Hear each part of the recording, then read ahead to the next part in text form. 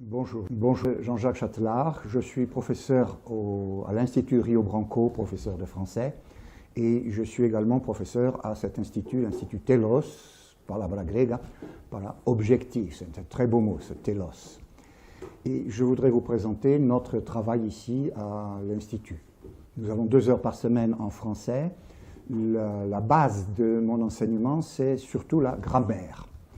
Parce que je pense que le vocabulaire, c'est paradoxal, mais le vocabulaire est finalement la partie la moins importante d'une langue. Si vous êtes brésilien ou portugais et que vous vouliez apprendre le français, vous avez 80% du vocabulaire qui est à peu près le même.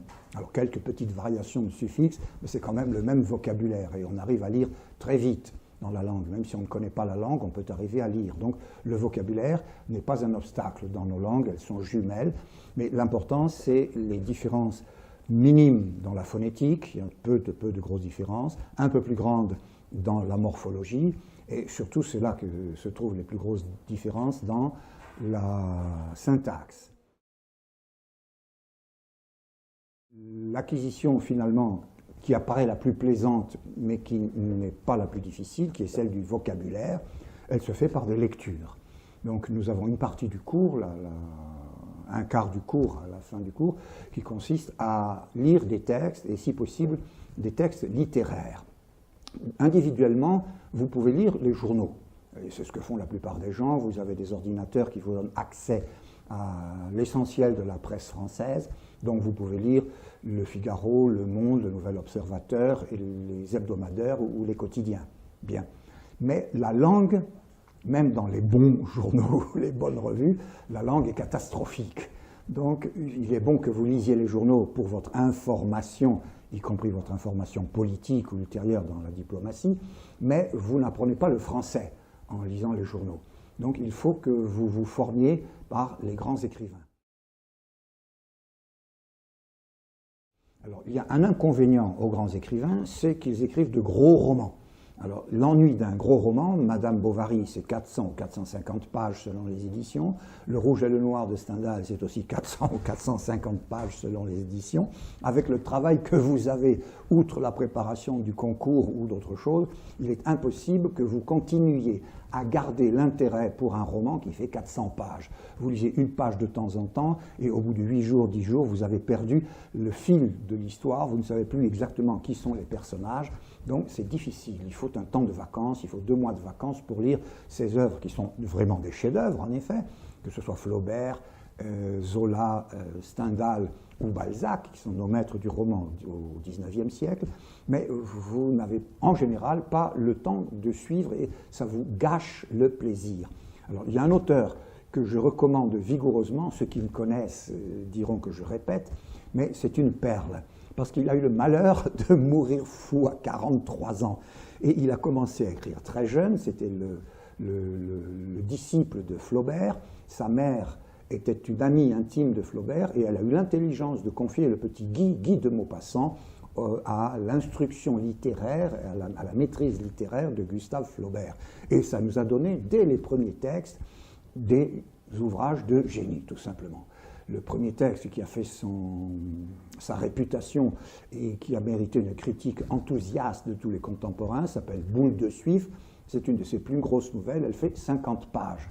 Et ensuite, comme le malheureux a des premières attaques de folie vers l'âge de 35 ans et qu'il alternait des séances en hôpital psychiatrique ou en clinique et puis le retour à la maison, il a ralenti sa production romanesque de gros romans et il s'est concentré sur des ouvrages courts. Donc il est devenu, à cause de son malaise, un maître de la nouvelle et des contes très très brefs. Certains font une dizaine de pages, quelques-uns 20 pages, donc c'est lu rapidement, c'est d'un ton extrêmement varié et j'aime beaucoup, pendant les cours, prendre une nouvelle ou dans 2 cours, prendre la première et la deuxième partie d'une nouvelle de Guy de Maupassant et les lire. Et je conseille à mes étudiants d'approfondir leur maîtrise littéraire dans l'œuvre de Guy de Maupassant. Alors il y a évidemment, nous avons une littérature d'une exceptionnelle richesse. Si vous pouvez jeter un coup d'œil sur les premiers livres des Confessions de Rousseau, qui sont un des textes majeurs de notre littérature, sur les premiers livres des Mémoire d'outre-tombe de Chateaubriand. Il y a aussi un autre texte, pour ceux qui sont un petit peu plus avancés, qui ont du plaisir à lire, il y a un autre texte qui est en littérature classique, langue du XVIIe siècle, ce sont les caractères de La Bruyère.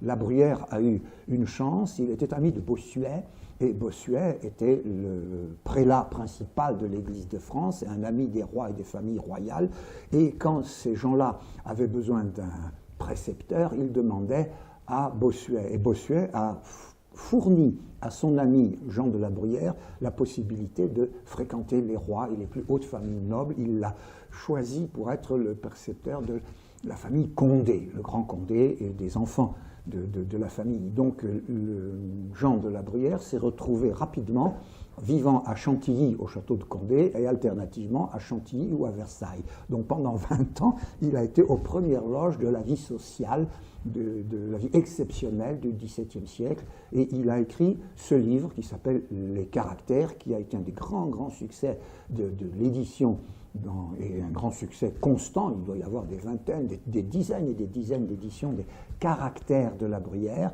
qui sont des textes courts. Quelques-uns font quelques lignes, le plus gros doit faire une dizaine de pages au maximum. Donc c'est là encore des textes extrêmement variés, d'une langue somptueuse et en même temps très drôle, dans le cas de La Bruyère. Il a un sens de l'humour qui est une merveille, et je conseille à mes élèves avancés d'avoir une édition de La Bruyère toujours dans leur poche quand ils sont à Paris dans le métro, ou ici dans l'autobus ou dans le train, peu importe. C'est une manière de maintenir un très bon niveau de langue. Pas la grammaire ni la lecture qui vient finalement très vite pour vous, c'est d'écrire. Le plus difficile d'une langue, c'est l'accès à la capacité d'écrire dans cette langue. Alors, je ne veux pas vous décourager, mais vous savez qu'il est très difficile d'écrire dans sa propre langue. Il n'y a presque pas d'écrivain quand vous prenez une grande langue comme le portugais ou l'anglais, ou je prends la mienne, le français.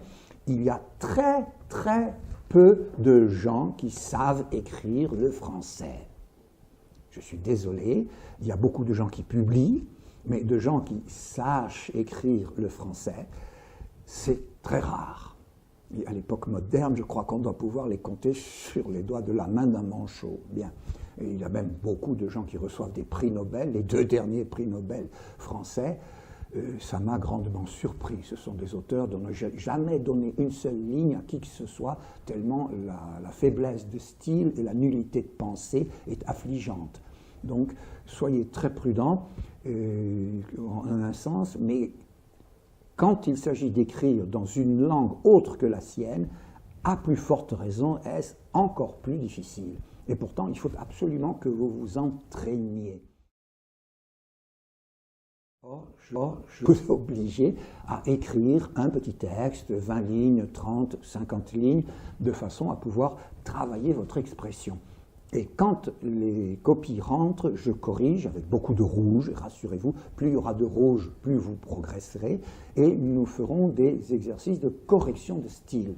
C'est-à-dire que je reprends et je photocopie, je polycopie des phrases entières, des passages de vos textes, sans donner les noms, bien sûr, et on corrige les expressions.